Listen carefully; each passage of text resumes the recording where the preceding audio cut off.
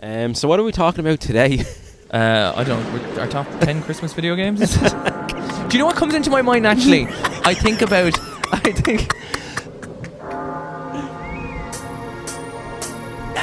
gamers, yeah.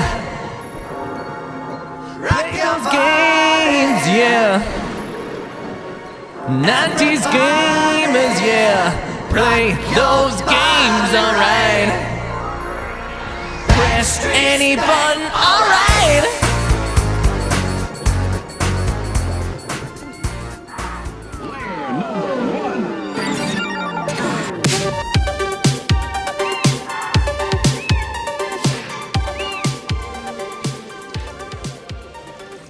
Welcome to the final episode of Season 3 of Press Any Button to Continue, the Halloween special. My name's Keith, the boy who bopped for apples so hard that he became a professional sex worker. And I'm joined by my co-host Nisha, who some say his trick or treat is a little more of a diddle and fiddle. Fear not, cause on this scary, spooky night, we won't be telling you tales and woes of embarrassing past stories. We'll keep that for another episode. But on this Iha Samhain, we'll be taking you through our favourite horror video games. Some of the classics that left a wet patch on our pantaloons, while others caused us to keep the light on well into our 30s. So crunch them autumn leaves, emblaze those candles and bust them ghosts and carve them pumpkins, because tonight we are taking you through our favourite horror games. Man, you're just constantly outdoing yourself with those intros. That was fucking brilliant, man. Well, I mean, so good. In original Everybody's Backstreet Boys are like classic Halloween music. Yeah. Like, that has to be one of the catchiest songs ever in. It has to be one of the catchiest songs. Well, now it's even more catchier with the really cheesy Press Any Button to Continue lyrics put on top of it. Oh, yeah. You can't go wrong with a bit of cheese. You really cannot go wrong with a bit of cheese. Do you remember? I remember thinking, that looks like the house that they had in Casper in that video. Yes. What's going on? Do you remember that? Oh my god, the music video was so cool. Oh, so good, man. So good. All the costumes, the different monsters, all the classic. They were all different classic, like movie monsters, weren't they? They were like Dracula, the Mummy. And it really did have the Casper floor, like the main area of the hall of the castle had that floor. It's just the floor is stuck in my mind. And every Halloween party we ever went to, this is one of the biggest ones. And I don't know if you hear the song, does it sound Halloweeny? But obviously the association of the video growing up, you just assume it's a Halloween song. That's where my brain goes. My brain just totally goes straight to Halloween when I hear it. It's such a good jam. Wonderful time of the year. There is skeleton screaming and ghost creaming and all the good things. That was pretty good, man. You know, you seem to work a good Christmas tune into Halloween. You are a Halloween dude, yeah? I am love Halloween. October.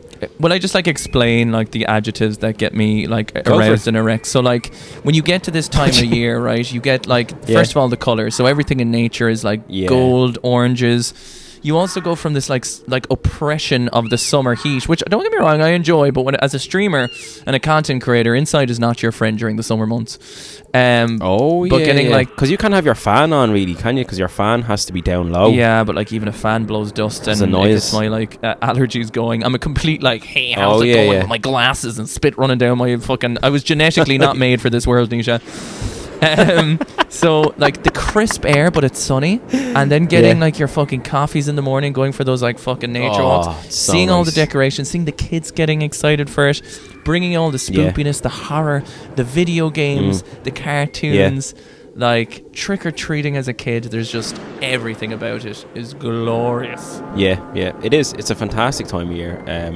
I love that as well, just going for a nice crisp walk, getting a coffee, and just the crunching of the leaves under your feet while you're walking, and the crunching of my boot on your bollocks, baby, fucking squeezing it out. Fucking squeeze those pumpkins. It's so fresh. Is that the word? That's the word that's coming to my head. When you go for a crisp walk and it's fresh, and you go and you get yourself an old coffee, and it's such a cool time of year. What's now we're gonna get into our favourite video games, but just a quick Halloweeny question for you. What's your favourite scary movie? What's your favourite Halloween or scary movie? To recommend some off the top of my head, Hereditary just has this very psychological horror thriller that just traumatized me a little bit. That's very okay, but that's very brain scary. Do you know what I mean? Like when I think of sometimes when I think of Halloween, I think of like, you know, scary movie as a comedy even for Halloween. I think more of the funner side of it sometimes. Like I'll watch a horror movie any time of the year, but when it comes to Halloween, you know, I think of like slashers like Scream or something, you know, something really easy to watch. Fun movie I watched last night that was kind of terrible, but I love terrible. You know me, I love a bit of terrible. Is Silent Hill the movie. Oh, no way. Which is a video game related horror movie. We mentioned that on the last Halloween special last year, but you hadn't seen it then. What are your thoughts on it? I think the budget was great, and I think the writing was horrendous. Like it was really? Well, like in a way that I loved it. Like, okay, I think the most egregious thing something can be is boring. If something's bad but fun and like it's easy to watch, I love it. Yeah. So like they really got. So they took the music from the game, which was really cool. They had some of the piano pieces, which I'll put in actually in the background. Nice. But like the character writing was hilarious. Like there's scenes where the main character is like screaming all the time, saying, "I'm not scared anymore. I got to save my kid or do whatever." And like, it was outrageous, nonsensical. Now Silent Hill is a video game. You know what it was? The perfect way I can describe Silent Hill the movie. It was a game script that they never changed into a movie script. So they were like, shit, we'll just go with the game script. Ah, right, yeah. Like there's parts where it's like, I'll pick up the scissors and I'll stab this painting with it to unlock a code behind a door for a puzzle. Do you know what I mean? It was very much, so it was very much so like in that way. But I had a lot of fun watching it. We watched it on Discord with a couple of people. Cool. And it was a good laugh, which... we should do that. We should watch stuff on Discord, in our Discord with some listeners. Yeah, that's a really cool idea. How does one go about such a thing? So all you got to do is you got to just like boost your server, I think, which can cost a few euro, and then you can stream HD from your laptop to your Discord, and it's like Netflix in your Discord all of a sudden. Cool. Where you can all watch and hear and stuff. So it could be fun. That sounds like a fun time. Nice. Mm-hmm. And what about it as a video game movie? So not just as a horror movie. But do you think did it just add to the list of movies, video game movies that weren't? It was definitely like, I'd say it's up there with the trope of a video game movie. Yeah. I do think it looked good. Like aesthetically, it looked great. They got the Silent Hill vibe down. They got the Sean sound Bean down. in it. Yeah. So it looks good. It looked good. The CGI was good. I thought it held up. Cool. I thought the effects were good. Like I thought it all looked good from that point of view. It was just Silent Hill is very confusing anyway. So you know, it was kind of like hard to translate. But I think it would have done better as like maybe a mini series or something. But you never know. Oh yeah.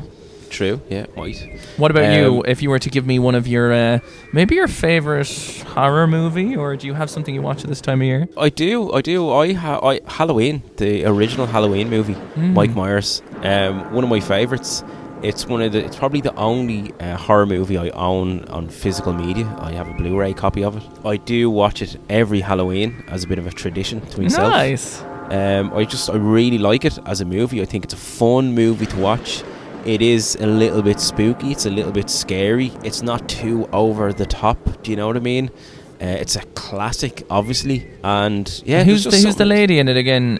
She's a famous actress. She's in all of them. Really. I can't think of her name off the top of my head, but I know Jamie Lee Curtis. Jamie Lee Curtis. Yeah, she seems like a right legend as well. She's seems very cool. Yeah, she's in a lot of good. She's in Christmas with the Cranks as well. Yeah, she was on Game Grumps actually. Would you believe? No way. Was she? Yeah, she guested on Game Grumps, which is very, very cool. Deadly. Like so you can check actually out those playing episodes. Video games. Yeah, playing video games, sitting down with them. Yeah, no way. She seems like a right laugh. Yeah, maybe we. That's Jamie really Lee cool. Curtis. If you'd like to talk with two Irish lads about everything nostalgic, you know what I mean, really get it on in there. So can we get our connections working on that? Yeah, imagine we had Jamie Lee Curtis on the podcast. How cool would that be? I feel like we'd totally be okay with it. Oh yeah, we can work with that. No problem at all. We can work with it. Nisha's like, we're not gonna be okay with that, man. we have a nice list of people that we're gonna have on for a guest. The only problem is we only have one or two guests a season, so it just takes an awful long time to get through the list. But we have a nice solid list of future guests. It does. So Halloween is definitely my favourite, man. Again, I like to watch it every actual Halloween, and there's just something about it. It's a classic, man. Like, I'm not mad into horror because I am a scaredy cat. I get scared very easy. I don't watch a lot of horror movies throughout the year. I do it from time to time. I get into a little buzz. Oh, Nisha, unfortunately, you've just let yourself down that the number one thing we need to do is a let's playthrough of the scariest games ever made. Games, I'm 100%. This is the thing. I will play a scary game, no problem. Yeah, 100%. I will play any game. I don't care how scary you think it is. But it's just movies just scare me. Okay, I'm going to put you to that test. And what I'm going to do is I'm going to get you to play Resident Evil 7 in VR. And I'm going to see how you survive. And we're going to turn off all the lights. We're going to make sure the sound is immersive. Right. And hopefully we can scare the shit out of you, because I'm quite sure if you're a little bit of a PUSSY for that little horror, I think we can rock and roll with some good stuff. Sounds good. So what are we talking about today? I don't know. Our top 10 Christmas video games? Do you know what comes into my mind naturally? I wasn't expecting you to say that. I think about the Pokemon episode where Ash gets hit by a chandelier trying to catch Ghastly to beat Sabrina's Pokemon. And I think about like the horror episode in that where he's in the haunted mansion and Haunter's like haunt. And Ash is a ghost and he goes with Gengar and he does the whole experience and he has a good time. Do you know that episode? I do, yeah. Because Ash fucking... Spoiler alert for anyone who hasn't watched Pokemon. Doesn't Ash fucking die in that episode? That's just what I said. You need to listen to me, man. Yeah, no. He's fucking hit by the chandelier. And dies. He fucking dies. Yeah, he becomes a spirit. We learn what happens in the afterworld. Fucking heavy. It was pretty heavy. I mean, he also kind of dies in the movie too for a minute until Pikachu cries his way. Yeah. Until the Pokemon save him. Do you know what's crazy about the Pokemon movie that they cut out in the cinema version? What? Was that Mewtwo... The reason, I think you might know this, but you know the way Mewtwo has Venusaur, Charizard, and Blastoise as his main like clone Pokemon that he uses in the fighting. You know, they have the patches on them. There's a whole part of the movie that's cut out in the theatrical release where there was a backstory to Mewtwo, where he was a baby Mewtwo, and his friends were Charmander, Bulbasaur, and Squirtle, and everything went well until they took him away and like cloned him and did all this evil stuff to him. So Mewtwo has a real backstory about hating humans because he lived with people. And he lived with the Charmander, Bulbasaur, and Squirtle, and they're all best friends. And then that's why he clones them as his first 3 Pokemon. And apparently it's in the VHS release somewhere, or there's some version uncut, that there's 20 minutes of that movie cut out at the theatrical release about Mewtwo's backstory and the emotional weight it has. No way. I wonder is that on YouTube somewhere, because it's not in the... I've watched the VHS version of it a couple of times in the last year, like 2 or 3 times in the last year, and I don't remember seeing that, so maybe the version I have it's cut out of anyway. But jeez, I must look that up. I mean, that's spoopy if anything else. Yeah, everyone else check it out. You can definitely find people talking about it on YouTube, and the clips are there. So that's kind of spoopy in its own way. Halloween, top 10 Christmas video games. Like, what? That sounds very cool. So we're talking about our favourite horror games. What are the best scary, spooky horror games? And what are the most fun ones to play? So I have a nice mix of games here. Some of them slightly on the more modern end, I'd say. Oh, don't even worry about it, because all mine are modern, bitch. This is called fucking... Actually, one of them is, shove. Press any B-box. Press any B-box. Press any B-box. My V-bucks. No, I got a good list of stuff here. Cool. And we want this to be something that, like, these are the horror games that we are recommending from our 30 years of video gaming experience. We want you to leave here between the two of our brains being like, these are the games I'm going to play today. This episode will also be released on Halloween. So if you need to spoop up your party tonight, if you need to play some stuff together and rock your world and go, ooh, I came in my pants. Mommy, change me. We're going to fucking see what rocks on here, okay? Why don't you get the ball rolling and give me something scary, Nisha? Give me something scary, girl. This one is a horror game, right? But it's an old school horror. Well, I'm fairly sure it's considered a horror game. It's Super Ghouls and Ghosts on the Super Nintendo. Betrayal. And surely that's considered a horror game. It's all about that like is a horror fucking game. Zombies and skeletons and ghosts and monsters and ghouls. I mean, it has ghouls and ghosts in the title. Yeah, and the most fucking horrifying thing about this game is how horrifyingly fucking difficult that game is. Oh my fucking god. That game is so fucking difficult to play, man. It's so difficult. The only way I can remember playing that as a kid and really enjoying playing the first level 600 times because I could never get past the first level. Yeah. But the game itself is, image-wise, it's beautiful. It's a beautiful game to play. I love when you upgrade your armor and you have the different coloured suits. So you kind of you have like a metal suit, then you have like a green suit and a gold suit. They're really cool. I love how you can upgrade your weapons. So you get the different weapons that you use, and then how difficult it is when you get hit and you go back to it's just you and you're in your boxer shorts and then you have to try and get your build your way back up to whatever point you're at. But I played through it on the Nintendo Switch. They have like the SNES library and you can play through old games on it. So I played through it on the Switch library, and obviously using the rewind function was the only way. Not a real gamer! Was the only way that I could get to the end. Same. So I'm also not a real gamer. Yeah, I swear to God, I used that rewind function fucking thousands of times when playing that game because it was just so fucking difficult. But such a fun game. Dude, you know those little floaty, horny devil guys that fly around the screen? Yeah. Oh man, I rewinded at least 600 times on one guy because he goes like pew pew, and he's like fucking shaking his fucking big red rocket at us, and it's like it's so hard, like, because you're just trying to get it all in your mouth, and you can't fucking kill him, you know. And like I don't even know if that's considered like on the so the way like retro games, NES era video games are like really difficult, and they are renowned for. And this is SNES, right? Ghouls Super and Ghosts. Nintendo, yeah. So it was out on the NES as well. I think it was just called Ghouls and Ghosts, or Ghosts and Ghouls. It was a bit of a switcheroo there between, I think it's a Sega Mega and whatnot. But that's the kind of first one that comes to mind for me, because I can remember playing it as a kid. I really love the game. I love the aesthetic. I love how it looks. I love the music. The music in that game is really cool. Pretty. And it's just a fun game, although it is very challenging. It is a fun game, and it's an absolute classic. I actually kind of love the name Ghouls and Ghosts. It's like the really scary things are the ghouls and ghosts of our past. That's what you call your exes, your ghouls and ghosts. Man, do you know what just came into my head? And it must be because we're in a horror element. Do you remember the TV show Trapdoor? Don't you open that trapdoor, cause there's something down there. Don't you open that trapdoor. I don't, but you know what if you dare. Do you remember that song, man? I don't. Okay, but do you fucking God, man, that was like a fucking classic.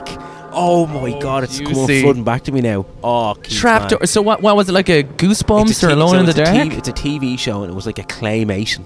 So they were made out of clay. God, claymation is scary as fuck, though. I actually think it's the first time I've ever used the word claymation as well. By the way, it was in my head. But man, I'll send you a clip of it.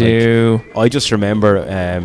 It's just so spooky and cool, and there's this like blue kind of blob that's like the main character, and his master's upstairs, and oh my God. Speaking of classics, man, fucking so good. Go on. Goosebumps, you know, fucking the intro theme to Goosebumps. Dun dun dun dun dun. Yeah. Doodle-doodle-doodle, and it goes ow ow ow ow ow. There's a dog that barks in the background in it as well. Yeah, and the dog's eyes go green. You're in for a scare. Dun dun dun dun dun. Also, how about this? Have you ever felt like this? Where strange things happen, are you going round the twist? Have you ever felt like this? Where strange things happen, are you going round the twist? Well, have you heard the word about the bird and the spider? It wriggled and jiggled inside her. Oh, have you ever felt like this? That fucking Scarecrow episode around the twist, man, is fucking terrifying. That is traumatizing shit. Round the Twist was a great fucking TV show, but fuck me, that's scary. Holy shit. Yeah, Jesus, we're after going into TV shows, but I like it because these are good. Yeah, well, this is a teaser for season 4, so you know you better get used to this. What about yours? Go on, hit me with a video game. What am I going to go? I'm going to start off a little bit light here. I'm going to talk about something else traumatizing that I think is a shoe-in for a horror game, but maybe not defined as one. I'm thinking of Majora's Mask, because when I think of Majora's Mask, I think of the moon, I think of the atmosphere, I think of everyone going to be killed in 3 days. I think of how just every element of that game has it's a very Halloween look. Like more 100%. Than any other games in this list, it reminds me of October. Maybe not Halloween, but October. It has the autumn look, it has the glowing lights, it has the big moon of death, of trauma coming down to you like, I'm gonna munch on your fucking diddly bits. And I don't need to say much about Majora's Mask in general, but it's just one that I feel, if you want to get into the seasonal entity, but you don't, to be honest with you, Majora's Mask is more scary than most games. I have it on my list as well, because I consider Majora's Mask to be a horror video game. It is like that looming moon that looks down over you, like that look on that moon's face is fucking terrifying. The fact that the world is going to be destroyed in 3 days, the transformation scenes when Link puts on a mask and how he screams in agony is fucking insane. And his face is all morphing, it's creepy. It's such and also the kind of colour palette of the box anyway is purple and green, and that's kind of witchy type colours, so it ties in very well. That mask scene really reminds me of the movie The Mask, actually, which is kind of horror. You know, he's trying to pull the mask off. Do you know, has that real vibe, same as Majora's Mask. Yeah, true, very true. But I'm going to say Majora's Mask. Yeah, I actually have Majora's Mask, so I'm totally with you on that. My next one is another really fun horror video game, and it's an arcade. Well, it is on consoles as well, but it was in the arcade, and it is House of the Dead. I have House of the Dead 1 and 2 on my list. So did you ever play them on the Dreamcast or anything like that? I have it on the Wii, so I can use the zapper gun. Nice. So there's a Wii edition that I got recently and has 1 and 2. And so it's just like playing in the arcade. You just use your Wiimote and you're shooting. It's awesome. Deadly, I can remember playing that game so much in the arcade. It was so much fun. It's also out on the Dreamcast as far as I'm aware, and obviously it's out on the Wii as well. But just a really, really fun game to play through. Obviously arcade games, arcades are always a great bit of fun, but that one in particular is one that always stood out to me as I really, really enjoyed it. I thought it looked great. Like you drop down, you're going through the sewers, and there's the jump scares and the zombies jumping at you and stuff. Just an absolute classic. God, I remember the fucking guns in the arcade for them, man. Like, if you want to talk about like literal, I mean, don't get me wrong, they were awesome, but like they were literally, I mean, it's like someone literally rubbed their ass on them every day. They were like covered in all sorts. It was like a petri dish of fucking shit on in there, and every time you reloaded the gun, you have to whack the controller. You were smacking people in the face next to you. Do you remember you had to fucking reef it up behind you? Yeah. And then you were like fucking chugging the reload, and you were going and then you were sniffing the fucking jizzticles that was coming off it. There was definitely a lot of fucking, I don't know what it was, but like definitely like pucker and asshole fucking taint smell off it. When you think about it, man, there's fucking hundreds and hundreds of people going through picking up this. Like, imagine your worst Cheeto Dust Player 2 controller and multiply it by 10. Yeah. But nevertheless, it didn't detract from the fun I fucking loved. Time Crisis guns, I think, were the best of arcade guns for me. Anyway. Do you remember Point Blank on the PS1? Point Blank, the PS1. It's another shooty like gun game. It's kind of ringing a bell. I know, that's okay. I'm gonna Google it there, will I? Do. I'll talk about another game that's coming up. I'll keep it a little bit light for the moment, and mine are going to get more progressively scary as we go along the list. Okay. A game that I think is a crowning jewel on the Xbox 360 is the first game that I remember picking up during the 360 era, where I genuinely felt that it was next generation. To this day, I still think the game looks gorgeous, and to this day, like, you know, you can play a port of it on the PS4, Xbox One, which you can play on the consoles after that as well, is Dead Rising, which was another 3-day game, very similar to Majora's Mask, where you were a reporter set off into a shopping mall, where the idea is you got to save as many people as you can while finding out the secrets to why there's a horde of zombies inside there. But the real treat was it's a humorous game with an interesting story where everything in that shopping mall becomes a weapon. You can dress in dresses, you know, you have bowling balls, you have Mega Man laser guns, like the whole thing in there. And the shopping mall is so goddamn pretty. Dead Rising 2 actually doesn't look that good in comparison, which is strange because it went for like a cell shady look to it that just didn't hold up, where sometimes cell shading holds up a lot. But the first Dead Rising, the shopping mall, the coming up with the best weapons, the cheesing tactics, the timer, like going down and just running down hordes of zombies and vehicles and stuff. There's a couple of sexy big boobed characters in there as well, like Dom Your Mommy Got the Milky Titties, that like, I mean, the big thing about horror, when you think of B-movie horror, it's all about boobs and slashing. Like, it's always about like, oh no, I fell! Oh no, my tights got like torn in the bushes. Please don't fuck me, Michael Myers. I mean, I sure would love it. And that's why Michael Myers is one of the biggest monster fuckers. People fantasize about Michael Myers railing you. Like, Mary Majora is a huge Michael Myers fan in she's a sexual Halloween way. But she has a Mike Myers mask actually in her video game she background. Does because I mean, 2 for 1 in the farmer's market if you're looking at a Michael Myers mask hoping you're being chased and taken out somewhere, But yeah, so apparently monster fuckers are a thing, and people enjoy a good railing from their favourite horror characters. In a world of furies or furries, that does not surprise me in the slightest. Sure, look. But you do got to think, what childhood trauma have you gone through to develop these things? It's all based on that. Well, Mike Myers is a very cool person, and the way he slowly comes after you, I can see it. It's foreplay, you know what I mean? Yeah, that's actually a good way of looking at it. Right, so my next one is a fucking classic. Fucking dancing boy, you've 2 euro for the boss. If you can put the music in, Keith, if you're doing the music for this one, right? Fucking God help me. Doom, baby. Fucking Doom. One of the games that scared me more than fucking any other video game back in the day. Doom terrified the sweet holy fucking baby devil Jesus out of me. Oh my God. I can remember watching my cousins play Doom on the PlayStation 1 when we were in my granny's house. My uncle had Doom on the PS1 and we were playing it. And I think I mentioned this before. And I wanted to leave the room. They closed the door while they were playing Doom because I was fucking terrified. And this is why you have, and that's the classic version of being locked in the room, that you'll develop a kink later life in your sex life. So this is obviously why you're so attracted to John Romero. You know what I mean? It's like it's a whole thing. His glorious hair, man. Oh my God, like flowing. Yeah. Fluttering. I mean, we did see him as well in our recent Gamer Fest adventures. Yeah. He's looking hot as always. He is, and he's a fucking absolute legend of a man.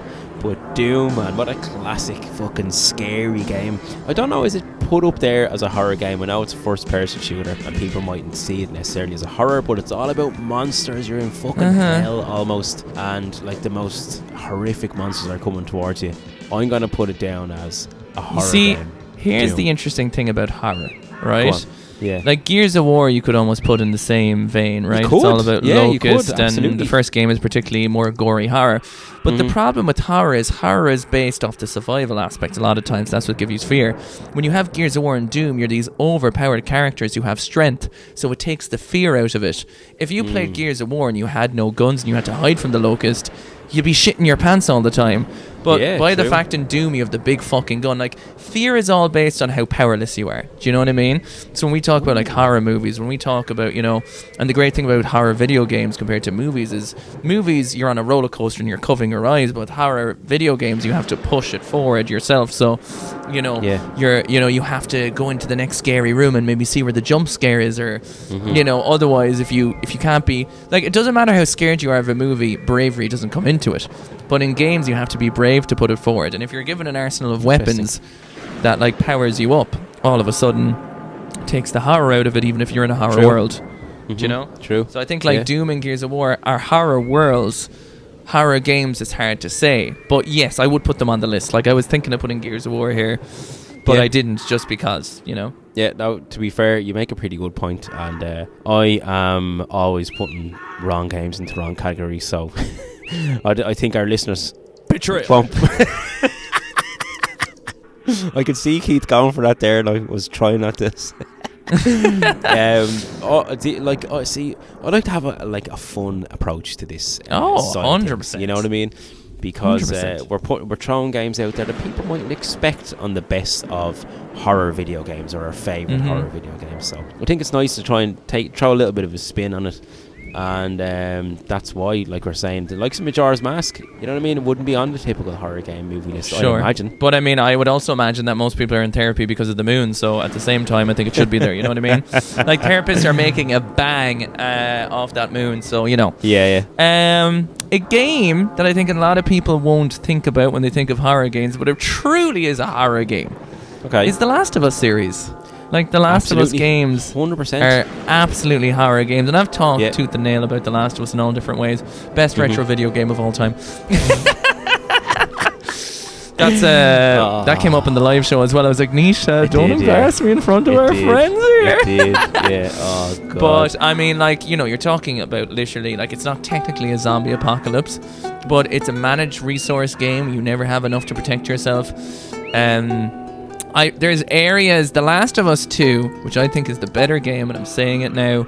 Okay. Does things in it that up the horror significantly from the first game. There is parts in that game where you're in the woods at night, and I think like that alone as an inclination, you know, where clickers, you hear them lurching like into the wooded area, and you can't see them. So like I think they're in there. Like I've talked about Last of Us in length, I feel, loads of times, so I don't want to go into it, but I wanted to put them as a horror list because they're great lengthy cinematic single player experiences that could be quite fun to play at Halloween as well. Definitely, man. 100% I would agree with you that The Last of Us in there, when you're trying to hide from the clickers and, you know, you're kind of crouching and you're like, oh my god, they fucking, and when they jump on you, you know what I mean, like, it's brilliant. And then there's the big huge ones and stuff, and they're like always looming, and it's none of the, like, there could be the, like, they're slowly creeping, but then once they see it, they fucking sprint and gets the adrenaline going. It's fucking it's fucking scary as fuck, man.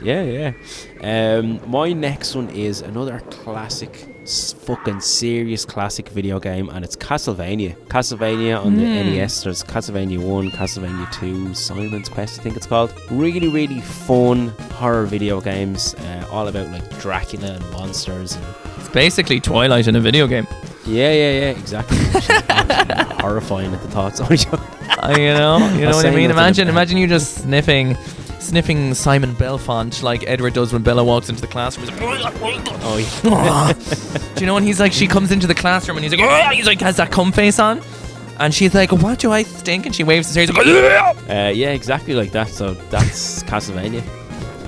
Castlevania as well. It's got that whip, and you whip everything in it. Is that the Castlevania? That one with the whip? Yeah, it's like, absolutely.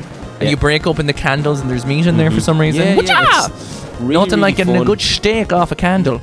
Really fun, really difficult again because it's NES era, so it's really like that's proper retro and really, really fucking just a really fun classic retro video game in my opinion is Castlevania. And Castlevania 2, Simon's Quest. Let's be honest, like when we're talking about scary video games, there is nothing more scarier than the thought of never seeing your friends again, them all being massacred through the video game known as Mario Kart. Because you will have no friends and no family members after the arguments and fights and blue shells you're going to be throwing around in that bad boy. It's the ultimate game where people have probably gone to jail for, hit people over, had divorces over, the whole lot on in there. Mario Kart, and the blue shell is scarier than the moon, I would say, for Majora's Mask. But as a real choice, I would slap it on in there. If I was to go in here, I do want to make a quick mention to the Souls games. I think Bloodborne, the Dark Souls games, they take place in a very, very, very beautiful gothic world. Lots of beautiful character creations. Like Elden Ring has them all more or less.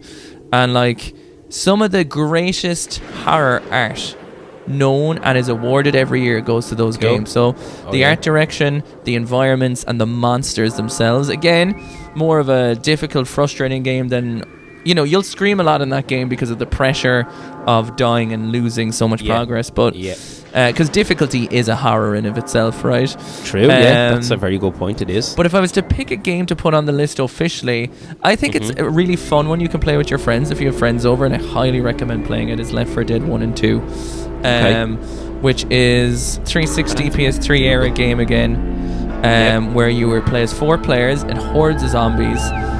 It's made by Valve, the people who make Half-Life and Portal and Team Fortress, and it's just it's Valve at their peak. It's a 4-player co-op. You can play it on Steam, so you know, PC gaming all the way. Cool. And it's just so enjoyable. Like there's different monsters that carry your teammates away, and you got to run after them and save them, and you get to the next safe room and you get to the next level. It's just a very classic video game. Nice. Lots of shooting and dismembering with 3 of your other friends. Do you know what I mean? And I think that's sounds fantastic. Very cool. I'm looking at the cover art for Left 4 Dead, and there's a guy with a white shirt and a red tie that's giving me serious Shaun of the Dead vibes. It looks exactly like, surely it's playing homage. Yeah, like it is more of a, a fun comedic stuff, but like the amount of zombies that like run after you as a team, it's just really, really fun.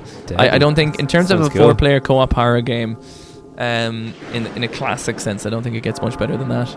Yeah, nice. My next game that I'm recommending, I'm going to do a serious, what is it called? Millennial. What's the current gen thing? What's it? There's like a gen boomers and boomer millennials or something. Gen X's or I'm gonna do a very like young person thing. I'm gonna recommend a very young person, like the most young person thing I've ever done, right? And I'm gonna recommend a game that I've never played, but I have watched the entirety of this game. And it's can I guess? Yeah, it's not. I'll give you a hint, and it's not a retro video game. I don't need a hint. All right. It's Until Dawn. Yeah, it is. It's Until Dawn, man. That I think it's really funny that I'm recommending a game that I've never played, but I have on my list. Seen the play. Oh, really? I watched Emma from Once Upon a Quest play through that full game. It's the first full let's play I've ever watched from start to finish, and it was about 10 to 12 hours, and I fucking loved it, man. What a fantastic game. I've seen you streaming as well. What a fantastic game. What a clever game. Really good jump scares, really makes you think, really keeps you on your toes, makes your decisions matter.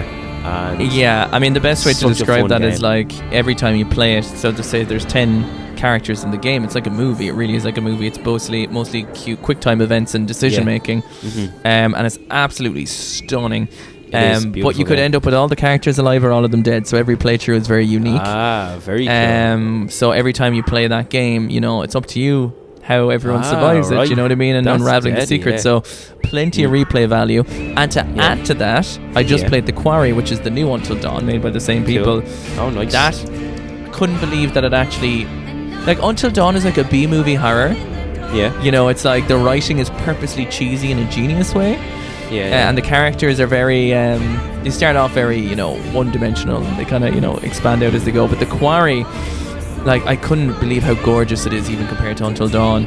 And The Quarry has multiplayer, so you can all play as the characters. So 6 of you could be playing the story at the same time online or together. Deadly. So whoever dies is out of the fucking game. Do you know what I mean? Because you can do a story in 8 hours, so it's very cool. That's such a cool idea, man. Jeez, that'll really make for an immersive experience in gaming if you're all playing that heavily story-based game, where your decisions matter. They actually matter. And this is a real good hot take. I think if you take a recommendation out of this podcast, if you want to play a horror video game with your partner who isn't maybe into games, or if you want to get someone into a video game, Until Dawn or The Quarry are absolutely my number one Halloween choices for non-gamers. So it's something that everyone can pick up and play. It's something that you don't need to have huge appreciation of controls or anything like that. It is just something you can enjoy, you can experience, and it's far more about your choices than it is about gaming skills. Do you know what I mean? So you can enjoy that from day one. Emma, who my partner who doesn't play games, one of the first games we streamed back in the day was Until Dawn, and she really enjoyed it because you're just immersed in the story, Yeah. You're never going to come across a part that you can't do, because if you don't do it, it continues the story in a negative light. It just pushes the story on, So the story never starts moving like a movie in that way, but your choices do affect the story. That's really, really cool. Again, I like the way you put it, that it's a really it's a really open game that anyone can try because of that. So that's a cool recommendation. And what a fucking great game. And obviously, like you said, there's so many different endings. The ending that Emma got when I was watching on Once Upon a Quest, it went totally away that I was not expecting. Now, obviously, I won't say for spoilers, but it was what seemed to be a classic horror, and then it just totally went down a different path that I wasn't expecting. So it just made it even more fun to watch again, which I think is mad. I remember I think it's so funny that I'm recommending a game I've never played, because I remember talking to somebody in work before, one of the younger people in work, and I mentioned a video game, and he was like, "Oh yeah, I love that video game." I was like, "Oh yeah, would you play it much?" He's like, "Oh no, I've never played it, but I've watched it loads of times." And I was like, "That's mad. That's just it's wild." But then again, I can totally see now how games can be appreciated from that angle. Sure, look, when we were younger, totally. you might be watching your older sibling or Yeah, someone your else sibling, play it's the your same friend thing, yeah. playing a video game. So it's just a more 100%. modern way of doing it. But I think it's mad. Mm-hmm. I think the next one is, I think both of us love this game. What are you buying? What are you selling? You motherfucker. Go on, hit me. What are you buying? What are you selling? I'll buy it at a high price. High price, stranger. Ooh. What does he say when you have like a diamond? Ooh, you put a finger in my bum. I wasn't expecting it, naughty Norbert Cleaverhook. Oh, you put your naughty Cleaverhook in my bum hole. what a fucking man. Resident Evil 4 has to be. I wonder, is it ranked as in like the top or best video games of all time? Definitely up there. A I website don't even think that like rates them or something. probably. I'd say we barely even need to Has like. to be. I mean, if you're long-term listeners of Resident Evil to Continue, you're sick of us talking about Resident Evil 4. It's come up in every list I think we've ever Because talked it's about. so good. It's so fucking good. What about the remake? So the remake came out and I played the demo and fuck me, that was difficult. That was so fucking difficult. I found the exact same thing, but the reason it's difficult is because your skills in the original game don't carry over. Right. What it is there's a slightly different way of playing that once you adapt to it, you're fine. But I had a similar scenario to you where I was like, what the fuck? I found it frustrating because I was going in expecting I'd be able to like kick ass like I can in the first one, and all of a sudden I'm being like overwhelmed by it. But the remake is probably, I say this very clearly in my head, the remake does not replace the original because it does so much different, but that's also why it's a 10 out of 10 remake. Like it's not just resting, like it's filling in gaps. It's almost like it's almost like, you know, there's the Last of Us game and the Last of Us TV show, and the TV show had all this differences and extras that kept it interesting. That's kind of how the Resident Evil 4 remake is for me. So like I would say play both of them, to be honest with you. It definitely isn't the definitive version of the game because it's so unique still, you know. So my big thing, right, is if you love Resident Evil 4, is that I have two games which are very similar and one's a spiritual successor. So if you're a big fan of Resident Evil 4, I have two incredible, like if you're like Resident Evil 4 is my favorite horror game and you haven't played these other two games, you need to play these other two games because one of them is essentially Resident Evil 4 but in space, which is called Dead Space, which has the exact same over-the-shoulder controls. It has a really cool, creepy story. The second game is fantastic as well. Third one I haven't played, but I hear it's not so hot. But it's Resident Evil 4 in space. Like, it literally is. I've played it. I have played the first two of them years ago on PS3. They're PS3 games, weren't they, the first two? And so good. So fucking good. The scares in that game when you're walking and you don't know which fucking thing is gonna jump up at you. You're like, it's got these like it's got these little spider creatures that run at you and you have to dismember them with this. The really cool thing about Dead Space, you have this vertical and horizontal slicer gun. It's like a laser gun, so you can dismember the enemies as they're running towards you. So that's kind of one of the key features within that game. It follows a guy called Isaac, I think. You don't really know much about, but there's some beautiful twists and turns in that game as well. And to be honest, the second game is like, I think was better as far as I remember when I played it, but the third game fell off a little bit then, I think. I remember playing, I definitely played through the second one and I really loved it. I might have started the third one and maybe not finished the third one. The third one went where everything was going, which is like, we could better make a Call of Duty. Do you know the way everything was like, right, so it's like Gears of War, let's make a Call of Duty, Halo, let's make a Call, you know what I mean? It's like they started all losing their identities a little bit for a while. Very, very true. Very true. The other one, which is actually made by the person who made Resident Evil 4, the director himself, is a game called The Evil Within. That rings a bell. That sounds very familiar. I was streaming it not so long ago, a little bit of it.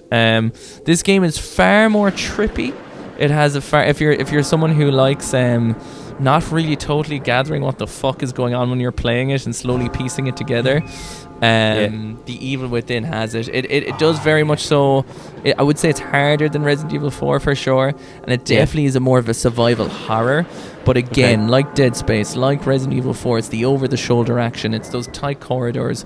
It's that like claustrophobic, running out of resources gore, trippiness, freaking out, psychological thriller that I think should definitely be experienced. So I would say if you're a big fan of Resident Evil 4, check out Dead Space and Evil Within. And if you're just new to gaming or you're playing with someone new, I'd definitely check out Until Dawn or The Quarry. Nice, yeah. Great recommendations, man. My next one is kind of actiony horror, right? So the original movies that these games are based on are action horrors, I suppose. And it's Alien versus Predator. So there was an Alien versus Predator game on PC, which I played first. And then a couple of years later, I got one on the PS3. And each one of these games, you had a campaign where you could either play as the alien, you could play as a predator, or you could play as a marine, so one of the soldiers. And obviously each game was totally different, but it was all kind of the similar story, but just told from different angles. And a really, really fun kind of action horror game, I'd say, because obviously, look, there's fucking aliens like that are from the movie Alien, which are terrifying. There's predators, big fucking monsters, and then when you're the human, this is obviously like a horrific fucking like thing monsters to be up against. But just really, really fun games, really, really fun. I loved the way you had. It was basically like you got 3 games in one. So you could, totally different play styles with each character. Yeah. Everything, and really, really fun. I love the Alien movies. I love the Predator movies, and this was just a nice tied it up. Aliens were my number one fear. It's still kind of are in a way. I remember as a kid I watched this like found footage documentary of this family in a house, and they were on a farm, and it was supposed to be real, and it was like a documentary on TV, and it was about like them recording. It was like fucking Blair Witch Project but with aliens. And it was them like on a farm, and they were like talking, and people kept getting taken away slowly but surely, and like, so this is supposed to be real, whatever. It probably wasn't, obviously, but that's what the documentary on it, like an actual TV channel, was portraying. And I was a kid, and so everyone's getting taken away, and they were recording, freaking it out, and they were coming in through the attic, and like people were just being taken up, and then people were like, some of them were being dismembered and stuff.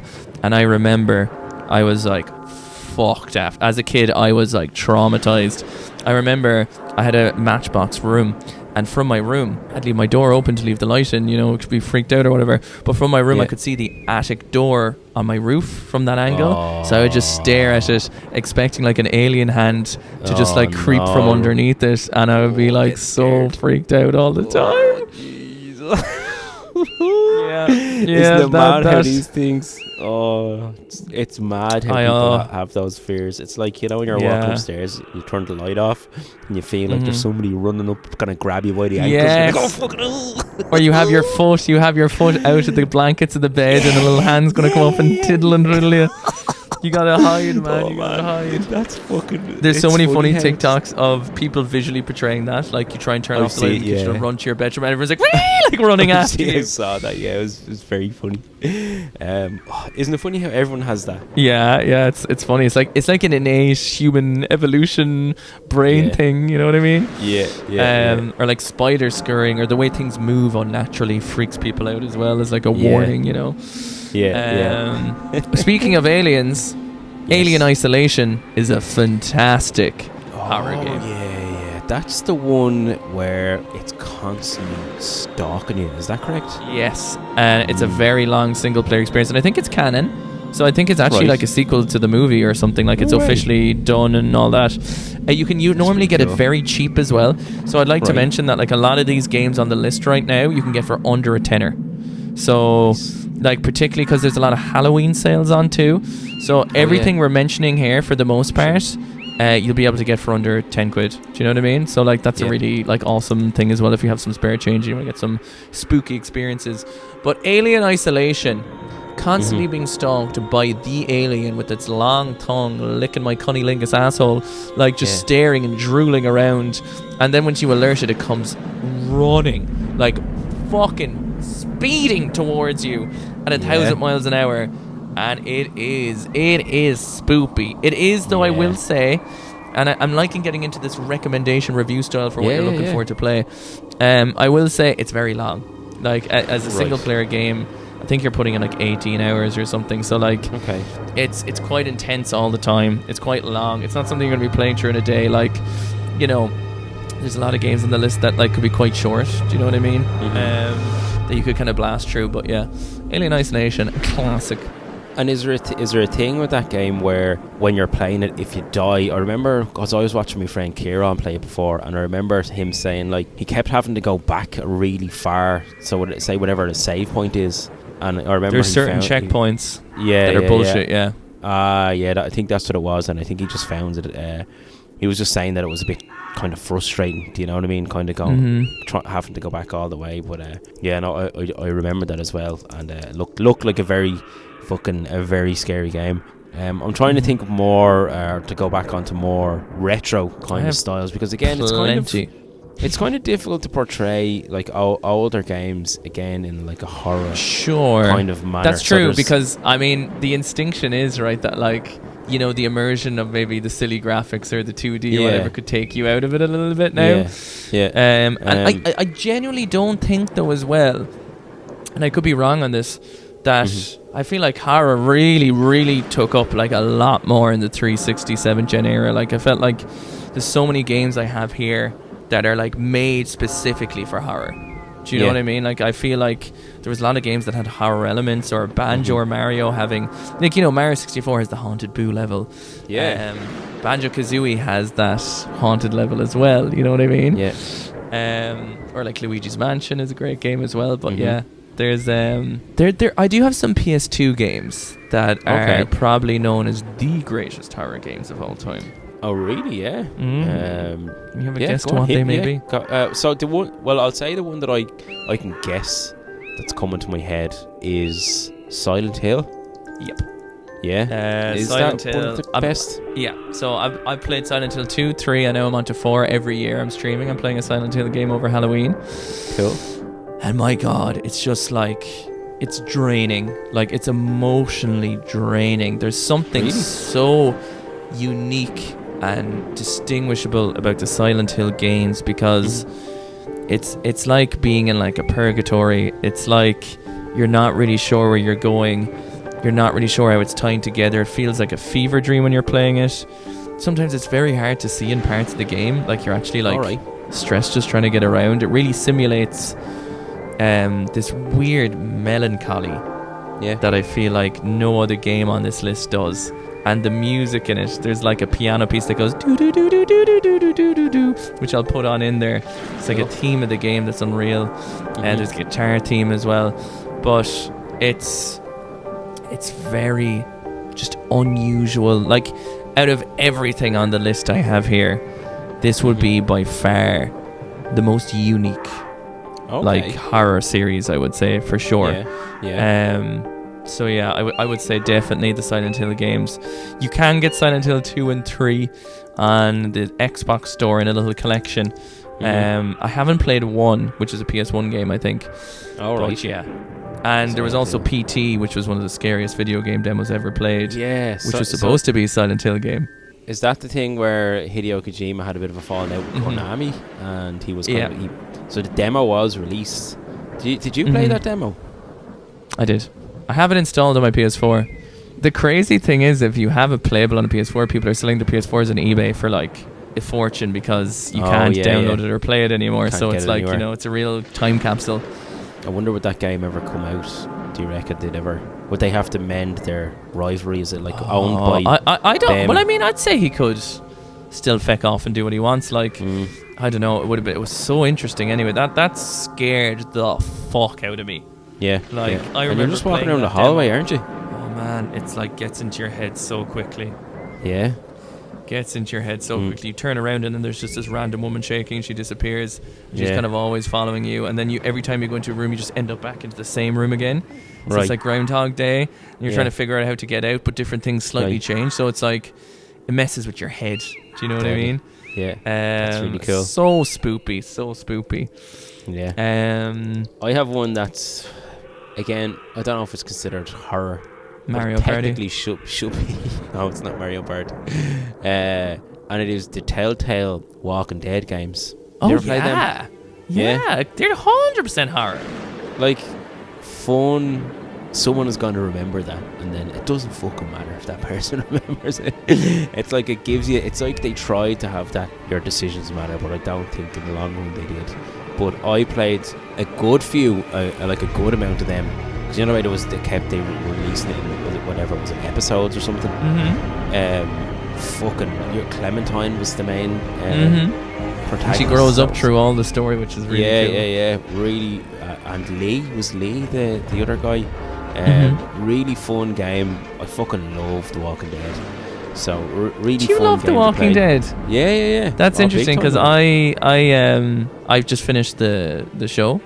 Oh, right. I watched it till its finale. I'm on the last season, so I haven't actually finished it yet. But I do think it struggles with characters changing all the time, and you lose interest in a lot of them. And actually, it definitely.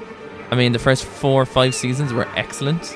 Maybe 6 even. 100%, yeah. With Negan and all them, like, fantastic. And I think Rick Grimes as a character and the actor portraying him, I can't remember his name, does this very intense, like, panic good. And fantastic. Yeah, really, really good. I think the introduction to Negan of the villain was like one of the best character introductions that I can ever remember in TV history. Like that, I can remember watching that being like, it was so intense, it was so gripping, and then he was so brutal, and I was just like, fuck. Yeah. And then it was like, cut the black, and oh man, so fucking good. Base, I mean, like the Halloween costume with slick black hair, a leather jacket, and a baseball bat with barbed wire is like Negan's in the new Tekken game. Is he? Yeah, deadly. Yeah. Deadly. What about cool is there any character. other shows? Like I was thinking there, like American Horror Story. Like Man. I watched a good bit. Yeah. Oh yeah. Was that good? I've heard American Horror fantastic Story. about it. Like every season's different, so every season's a unique take on it. Yeah. But yeah, American Horror Story. There was the season before last was excellent. Oh, Mulder and Scully. X-Files, man. Oh my god, how did the Fucking X-Files hell. team go? Jeez, I cannot remember. Oh my god, I actually literally just have how to like. fucking good was the X-Files? Like it was so. It was at that point in the 90s where it was like I'd almost believe some of the stuff in it was real. Do you know what I mean? Now, obviously, I was a child. But oh man. Oh yeah. Now I have it in my head. Such a fucking good TV show, man. So scary as well. Like it scared me anyway. There was some really creepy shit in it. X-Files, Buffy the Vampire Slayer. I was just thinking of Buffy. Yeah. Sarah Michelle Gellar, vampires. I mean, it's definitely in the.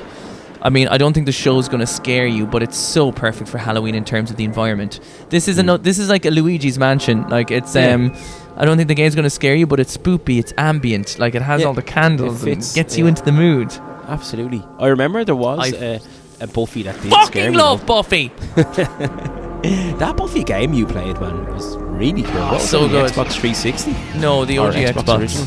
That was so good. Yeah, it was Buffy the Vampire Slayer. I got another one called Chaos Bleeds, which I wasn't enjoying as much. Right. Because you switch around between characters, and I just want to play as Buffy. Yeah. Man, there was an episode of Buffy though that scared the fuck out of me, and it was like there was these like laughing, sleeper people, tall, big smiling, sleepy people that would float around the town. Yeah. That shit was fucked up. Yes. Fuck out of me, man. Yeah. Holy shit, that was proper like horror. That was surely that was horror. Like, fucking hell. Talking about like again classic games, right? I don't know is this technically considered horror, but it's aliens and it's space and it's scary. Is the Metroid games, and specifically they Super definitely Metroid. have a scary ambience to them for sure. The music is so eerie and creepy. Oh, but it's such a fun game. But again, it's aliens, it's monsters, it's that kind of thing. So it kind of fits in with the whole. Also, Samus Aran is like, fuck me, please, like the hottest fucking bodacious fucking. You know Zero Suit Samus from fucking Smash Brothers? The blue suit, is that? Yeah, suit? where it's like the fucking again sealing the flavor, like that fucking. Like, can you imagine the yeast infection just fucking booping around the place, rolling into a ball, like smelling your own asshole, literally around it. You know what I mean? It's like, because you turn into a ball, so like her face is literally in her own, like her nose is in her sphincter for sure. Sphincter. Sphincter. Tell me this, right? So we talk about Resident Evil 4 all the time, but if you were to pick a Resident Evil game, right, that's not 4, Yeah. what would your favourite Resident Evil game be? So I wrote this down to talk about it ever so slightly. Cool. The scariest Resident Evil game, Okay, by yeah. far scariest, without a shadow of a doubt, is Resident Evil 7.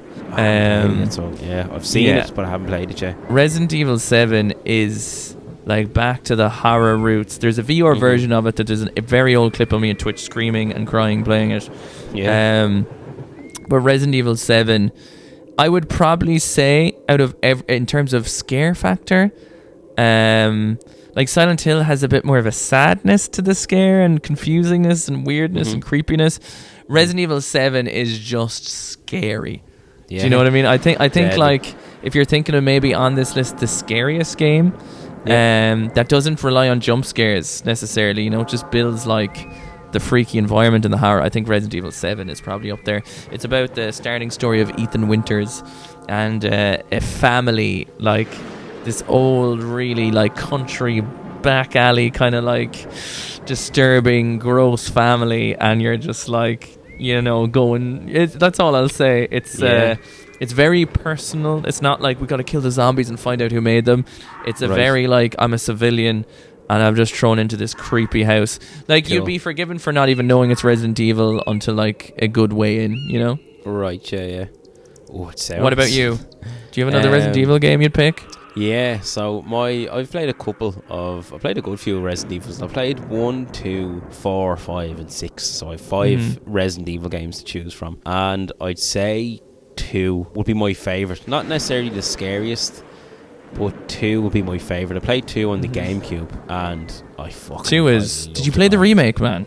I haven't played the Dude, remake yet. the remake I've is seen- universally accepted that it's better than the original. Yeah. It's so I like, heard. you got to play 2, man. You got to. Yeah. I know you struggle to get into them. And I know that, you know, trying something new is difficult at the moment. But you go through phases, like, I think, depending on your life, where, like, do I need comfort from a video game or do I need to push my palate in a video game, you know? Or else I'm just totally consumed by Dragon Ball Z. Well, I mean, that also is I'm rocking. more than Speaking okay of... with. We probably okay watched with. the most horror-themed part of Dragon Ball Z, which is the history of Trunks. Oh yeah. That was pretty cool, actually. Yeah. Are we allowed to talk about that though, in case people haven't watched Dragon Ball Z? Would that be too? Anyway, Well, the history of Trunks exists on its own timeline, so I think you can. Well, Doesn't affect the story. I'll just say that I loved the special that is the history of Trunks, and for people, I've mentioned Dragon Ball Z before. I'm currently on the Cell Saga. And I will say no more about it, but I fucking love Dragon Ball Z. We'll probably end up doing a podcast soon about 100%. it because we have some things to talk about just before we finish up today. I'd love to I would do be a remiss. Dragon Ball Z episode. Sorry, Oh well, I before mean, once we start talking about our plans for season 4, I think Dragon Ball will be make perfect sense. Hold on, I'm going to show you something here, Keith, that you haven't. And for our listeners, this is ASMR. Are you ready for it? Wait, you hear this? Hold on, can you hear this? Oh my god! Can you hear that call? That popping? Hold on. Listen. Oh, did you hear that disc? Rate 5 stars. That's a disc going back. By the way, into we this haven't said in a PlayStation 2 long box. time. Oh, fucking Budokai 2. We haven't said in a long Dragon time. Ball Don't Z forget to rate the Budokai 2. podcast if you enjoy it. It really helps us out. Yes, please do. I think we Please do pushed if it to you're having 100. We're like, let's go, and then we got there and we forgot about it. Yeah, But please. if you want to, If you're enjoying the episode and we haven't scared you too much, go on to Spotify. Rate on the app. You have to use the app. You can't do it on a fucking desktop. Rate the podcast 5 stars. I think at the time of us recording this, we're at 106 5-star reviews, which we are fucking delighted about. So thank you, everyone. But yeah, we did. We totally did. We got to 100 and we're like. But then we just forgot to talk about it. So, but yeah, I got Dragon Ball Z Budokai 2. I have a fun idea. Maybe for every 50 stars we get, we can do a little giveaway or something. You know what I mean? It's a really do good a little idea. something. You know what I mean? That's So a it's really like good idea. when we hit 100, we do one. When we do 150, we do one. If we hit 200, we'll do one. Yeah. So be sure to tell all your friends and family. Rate us 5 stars, even if they hate the podcast. Who cares? We're sellouts. I'm all for it. But Dragon Ball Z Budokai 2 I got on the PlayStation 2. That's what that little ASMR bit was, and I'm looking forward to playing it, but I won't play it until I finish Dragon Ball Z. So back to the horror. Have you ever played Zombies Ate My Neighbors on the Super Nintendo or the Sega Mega? I know it very well. I know the Yeah. cover is that zany kid with the spiky hair. Yeah. I haven't, but it's a co-op game, right? Well, is it a co-op game? Actually, I can't remember playing it in co-op. I can only ever remember playing it single, because there is 2 characters in the front of it, so that would make sense. But I can only ever remember playing it in single player. I can remember playing it as a kid and being very confused. I can just remember walking around people's gardens shooting things. I'd imagine zombies. It's a bit of a classic, and I'm fairly sure that it was remade recently. But it's a cult classic, is that what you call it? Zombies Ate My Neighbour. So it's just another one that I had in my head of horror games. I have 2 last things to mention that I would love to put on in there. One of them is something that I think is so underappreciated, and it's super easy to get. And if you love Red Dead Redemption as much as I do, it's a DLC called Undead Nightmare for the original Red Dead Redemption. I played it for the first time. I got it in a CX for a tenner, like almost brand new, and it was such a joyous experience. I prefer the first game to the second game as a video game, maybe not as an immersive story, but as a video game I prefer it, and it was just such a joy revisiting it. It takes a little twist where you start and everyone's turned into a zombie, and it weirdly canonically fits into the story of the first game, which is very interesting. I thought it was just going to be it was all a dream type thing, but it does something smarter, so check it out. And I would say my top pick, my number 1 pick, and very timely at the moment, is another cult classic. It didn't sell very well when it first came out, but over the years it gained traction. And it has to be the Stephen King Twin Peaks inspired writing novel book story game, Alan Wake. Very absolutely. Keith, which I am literally starting tonight after we finish this podcast. I am starting Alan Wake. Oh, I'm so excited for you. Excited for you. It's done in chapters, a bit like a TV show. Right. The actor who plays Alan in it, he's spliced in the real version of him, like throughout the place, which is cool. So it does this. But it's again, it's not very scary at all, but it's an excellent story. It's very weird, it's quirky, it has the X-Files feel about it, it has the Buffy feel, but with a bit more groundedness to it, Brilliant. And it has twists and turns, and it has it's just, it would be my number 1 pick for an all-rounder this Halloween season. It would be my number 1 pick. Out of the games you mentioned, would you have a number 1?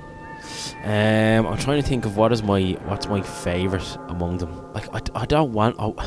I'm going to Resident Evil 4, but no, that's fair. It is what it is, because it is my favourite. But if I'm to recommend a bit of an outsider for anyone who might want to, say if you have a Nintendo Switch and you haven't played it in a long time, Super Ghouls and Ghosts. Super Ghosts and Ghouls, whatever the fuck I always mix the two of them up. Diddle me fiddle. Give it a fiddler diddler. It's just such a fun game to play. It's a beautiful game. The music is fantastic. It's so fucking difficult, but I find it fun on the Switch because you can rewind. I don't like. Obviously, I prefer to play on original hardware, but games like that if I want to try and experience the full game, where I know, look, I'm never going to get through it on original hardware. It's as simple as I'm not going to fucking do it. I played it on a Switch and I fucking loved it. So that'd be my shout. But I am really looking forward to Alan Wake tonight because of I'm very excited to see what you think of it. And also, we would love to know as well, a big thing, guys, we want to, I guess, talk about it a little bit, maybe if we're wrapping up on games here, is that this is our season final. So thank you so much for 3 seasons of Press Any Button to Continue. Our 30th episode. 30 episodes. Two live shows. We just returned from another live show from Gamerfest, where we had a great turnout. So thank you so much. And this is going to be a little bit of a bookmark in the end of Press Any Button to Continue 1.0. We have 3 seasons under our belt, and we're looking to really refine what we love about it, what you love about it, and would also love to hear if you want to join our Discord. Please check the Discord notes in the bottom, because moving into season 4, we'll be taking a little month's break now. We'll be working hard in the background, but just from recording a podcast. We're going to be, getting ready for season 4 with Press Any Button to Continue 2.0, and there's a couple of things I would like to discuss in around to it, and chime in away, Nisha, as well, if anything comes into your head with it. But I think that the main thing is we want to kind of look back through our episodes and really, you know, pick what we love the most, what you love the most. You know, we have lots of sections in the Discord that you can talk about what you enjoy and what you don't as well. And a big thing we want to do is really focus on making most of our episodes, maybe for the exclusion of the guest ones, really community focused. So like, you know, I think a lot of people's, and mine included, sometimes the favorite episodes are, you know, the schoolyard stories or the sleepover stories, where, you know, we really get to hear everyone's voice, and your stories spark our stories. So that's something we truly love about it, that we really want to enhance on moving forward. Of course, the classic top 10s, maybe some podcast playthroughs thrown in as well. But I guess outside the community aspect, and please do join the Discord if you listen to this podcast, the best way we can keep up to date and you can really feel connected with us and get involved is through the Discord. But I guess one of the biggest things is, and now these are only teasers, we'll line you out more properly after we have a couple of months meetings and let you know, we're always going to be a retro gaming podcast focused endeavour, but we also want to just be generally nostalgia focused, because we realise that our stories don't just come from our times growing up gaming. They come from the TV shows where they watched, the snacks we had, you know, the crappy television shows, the movies, you know. So, you know, envision maybe your top 10 90s Saturday morning cartoons, and you can give us your list as well, and we can include the community with it too. And hopefully over that break as well, we're finally going to get properly into Dragon Ball Z Abridged. We started one episode, but we want to record some more. And finally, guys, if you really enjoy it, and you know, you want to see us surviving and thriving long into the future, we do have a Patreon as well, which goes towards, you know, getting me a Focusrite so we can record anywhere. You know, like everything with you so far gets to making stickers that we hand out to Patreon members. So if you become a Patreon, you know, you get stickers, and it goes to getting us up and down to each other to visit, to record things, you know. So, you know, we can do a lot of fun things with that support. So we really appreciate everyone who's been there, and all you Patreon members, you know who you are. So thank you so much for 3 seasons. Nisha, thank you for enduring me for 3 seasons. It's been a lot of fun. It's been a lot of fun. And I think it's interesting I like doing the idea of doing Saturday morning cartoons, that kind of more nostalgia based. Even though, to be fair, I think we cover quite a broad aspect of nostalgia, and but it will be cool to try different things and new things. I'm looking forward to doing more Dragon Ball Z Abridged, because I really like that. And it's cool to wrap up season 3 and 30 episodes, and it's been such a nice experience. I really appreciate everybody who listens to the podcast and supports the podcast, you know, even if it's just supporting through listening, if it's sharing it, telling people, like telling your friends, everything like that, everything helps the podcast in some way, shape or form. So it's really cool. And again, we've done 2 live shows now, which I think is really cool to have done within a fucking year and a half of having a podcast. And we had a really good time doing the 2 of them, and it's just been a really cool experience. Like, I fucking love this podcast, man. Like, I really fucking do. It's really cool. I really enjoy making it. I love how the fun we have with it, and I love the way it's developed its own jokes, and, you know, people like talking about us getting sidetracked and, you know, stuff like that. And it's all that kind of, a lot of that stems now from the Discord, which you're totally right. It's great for people I love talking to people in there and seeing the things people share, and episode ideas. There's an episode ideas section in there which is full of really great episode ideas, and we're going to implement some of them. And I love the Halloween. It's our second Halloween special. Yeah, it's interesting because it comes around. So the first season, you know, we finished on Halloween. Second season, we started with Christmas, and we're in the middle of summer, and now we're back to Halloween again. So every second season, we get to finish on a Halloween episode. You know what I mean? It's a cool way to wrap it up. And then I'm looking forward to some Christmas magic as well for the next maybe 2 episodes. You kind of get that. I think a big thing as well. It's like, you know, it'd be really nice to it's going to be really nice to come back in a way, because I think we've had maybe some of the busiest months of our lives. Fucking right. In the last this, like when we started season 1, we had quite quiet, nothing going on. Do you know what I mean? And then everything like had such a magnitude. Like every weekend we had somewhere to be, somewhere to drive to, somewhere to go. Do you know? So, you know, I think it's going to be really nice when we take this little break, and we'll be coming back in with all the childlike wonder again with some new ideas for you, which I'm very excited about. Me too. And that was a really fun episode we just did as well, man. Some really good recommendations, and I like how you recommended to certain types of games for people who mightn't even be too gaming experienced to get into stuff to play. So, and be interesting to see what people think is Majora's Mask a horror game. You know what I mean? That kind of thing. So. And also, I mean, what could we do? It would be nice to bring back some polls and questions again for people to get involved in. I would just love to know as a question, what is your favourite horror retro video game? Maybe one we haven't mentioned, but if they are, go for it. Ooh, and what could we do as a poll? I think I have a good poll. Is Majora's Mask a horror video game? Ooh, okay, I like it. What do you think about that?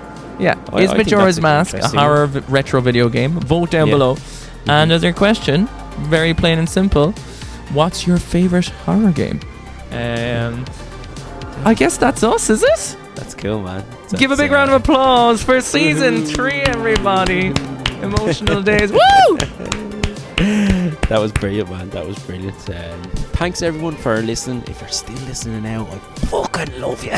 Right to the end, you know what I mean? We should leave a secret in at the end. Did you know that when I was a young chap, I shat my pants in the bed dreaming about shitting? Who hasn't? Hold on, let's ask a question. Ask a question that only if you listen to the end, you sexy motherfuckers. If you listen to the end, you're fucking... What's the question we could ask? Sorry, I'm getting really into people listening to the end. If people listen to the end, tell me who... Do you... Sorry, go on. You have it. Go on. No, go. I was gonna say, who created Doom? Well, that's too difficult. What's 2 plus 2? Just write that in the comments. What's 2 plus 2? Yeah, okay. Instead of your favorite game, right? Write in the comments the answer. What is the answer to 2 plus 2? And then we'll know who the real OGs are. Okay, so if you didn't listen to the whole podcast and you're just answering the question, we'll know who you are. If you put them both in together, that's fair too, right? Give me your favorite video game, but then also put in what's the answer to 2 plus 2. And I guess all we gotta say is... oh my god, we're back again. I guess we're kind of leaving though. Retro gamers slaying all those jams. Gonna bring this down, just show you how. Sonic, Mario, Crash in town. I'm a console gamer. Yeah. Bye.